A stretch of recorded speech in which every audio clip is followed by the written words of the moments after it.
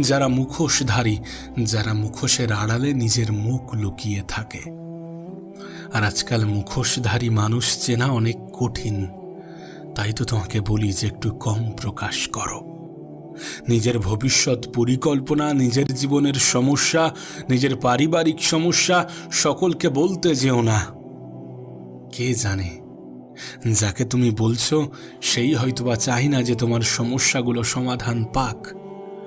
তাই গোপনে মেহনত করো, গোপনে পরিশ্রম করো, নিজেকে পরিবর্তন করার চেষ্টা করো। গোটা পৃথিবী যখন এটা ভাবছে যে তুমি হাত গুটিয়ে বসে আছো, তখন নিজের হাত শক্ত করো। মনে রেখো, একটা দিন আসবে যেদিন তোমার মেহনত তোমাকে মানুষের সামনে আলাদাভাবে রিপ্রেজেন্ট করবে, তোমাকে মানুষের সামনে আলাদাভাবে প্রকাশ করবে। না, যদি যদি যদি তুমি সত্যি সঠিক হয়ে থাকো, তাহলে কারোর সামনে নিজেকে প্রমাণ করতে যেও না। তাহলে কারোর সামনে এটা বোঝাতে যেও না যে আমি সঠিক। কারণ সত্য কখনো দাবি করে না যে আমি সত্য।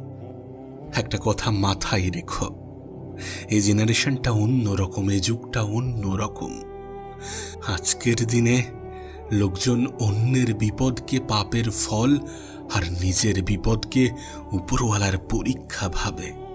এখানে মানুষ যেটা প্রতিদিন পাই সেটার কদর করতে চায় না। আর হুট করে